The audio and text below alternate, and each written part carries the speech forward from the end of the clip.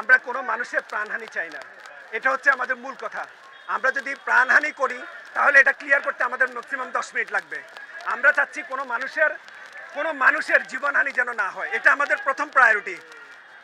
তারা একটা আন্দোলন করতেই পারে, তারা আন্দোলন গণতান্ত্রিক দেশে তারা আন্দোলন করবে, কিন্তু আমরা চাচ্ছি যে তাদের জন্য জানমালের কোনো ক্ষতি না হয়। সেজন্য আমরা নন লিথেল উইপেন ব্যবহার করে বারবার তাদেরকে ডিসপাস করার চেষ্টা করছি। একটু আগে দেখলেন র্যাবের নেতৃত্বে যে কাজটা হয়েছে আমার নেতৃত্বে, সেটা আমরা কিন্তু ডিসপাস করার চেষ্টা করেছি।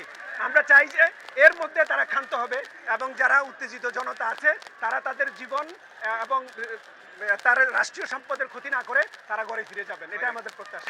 থানার নিরাপত্তা পর্যাপ্ত, এখানে পর্যাপ্ত পরিমাণ এপিসি আছে, তারপরে আপনার বিজিবি আছে, র্যাব ফোর্স আছে।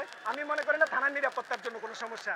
বাট যেটা হচ্ছে যে আমরা যে নন লিথেল উইপেনগুলো ব্যবহার করছি, আপনারা যেটা দেখছেন যে আমরা সাউন্ড গ্রেনেড ব্যবহার করছি, টিয়ার গ্যাস ব্যবহার করছি, শটগান ব্যবহার করছি, এগুলো দিয়ে আমরা তাদেরকে নিবৃত করার চেষ্টা করছি। এটা হলো আমাদের কাজ। তারপরেও তারা যদি জনগণের ধন সম্পদ নষ্ট করে, কোনো জীবনহানি করে, আমাদের উপর কোনো হুমকি চলে আসে, তখন আমাদের রাইট অফ প্রাইভেট ডিফেন্সে যেটা করা দরকার আমরা কিন্তু সেটাই করব। কোনো সাধারণ শিক্ষার্থী নাই এখানে, সমস্ত সরকার বিরোধী লোকজন এখানে এসছে রাস্তায়। এরা বিএনপি জামাতের লোকজন।